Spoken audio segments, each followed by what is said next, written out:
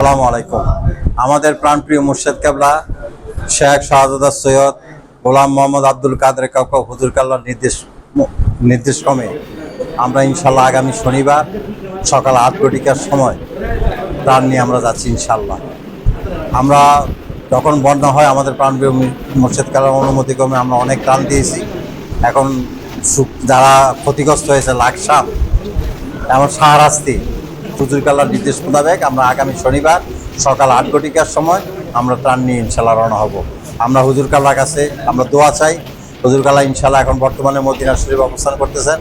দয়াল নবীজির পবিত্র নুরানি কদম মোবারক হুজুর কাল্লাহ এখন বর্তমানে অবস্থান করতেছেন। আমরা হুজুর কাল্লার কাছে আমরা সবাই আমরা দোয়া চাই, আমরা যেন সুন্দরভাবে হুজুর কাল্লার নির্দেশ মোতাবেক আমরা ত্রাণ দিয়ে যেন আসতে পারি। আল্লাহ যেন কবুল করে, সবাই বলেন আমিন।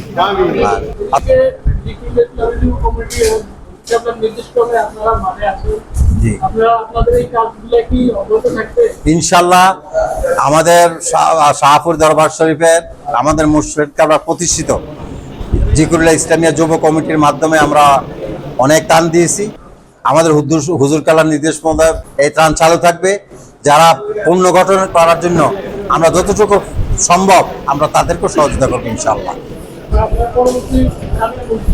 পরবর্তীতে এখন তো আমরা ইনশাল্লাহ আগামী শনিবার আমাদের হুজুর কাল্লার নির্দেশ মোতাবেক আমরা প্রথম শাহরাস্তি যাচ্ছি।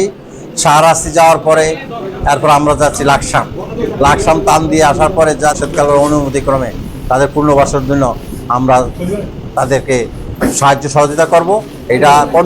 এটা সবসময় অব্যাহত থাকবে শাহপুর দরবার শরীফের আমাদের প্রাণপ্রিয় মুর্শেদ কেবলার নির্দেশ মোতাবেক। আমরা বিভিন্ন মিডিয়াতে আপনারা মাশাআল্লাহ বন্যার শুরু থেকে যেদিন খুলনা নদীতে পানি বেড়েছিল ওই দিন থেকে আপনাদের জিকিরুল্লাহ কমিটি মাঠে অবস্থান করতে এবং আপনারাও বিভিন্ন জায়গায় মানুষের পাশে ছিলেন।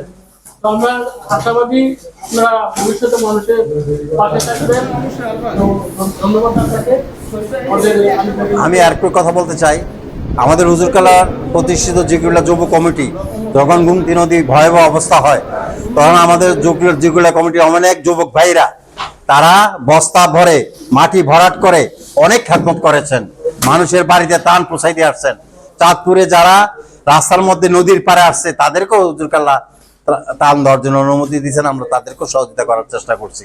আল্লাহ যেন কবুল করে, সবাই বলেন আমিন। আমরা হুজুর কাল্লার কাছে দোয়া চাই। হুজুর কাল্লাহ মদিনা দয়াল নবীজির নুরানি কদম মোবারক আছে। আমরা সবাই হুজুর কাল্লার কাছে দোয়া চাই আমরা যেন সুন্দরভাবে সুষ্ঠুভাবে হুজুর কাল্লার হুকুম পালন করতে পারি। আল্লাহ যেন কবুল করে, সবাই বলেন আমিন। আসসালামু আলাইকুম।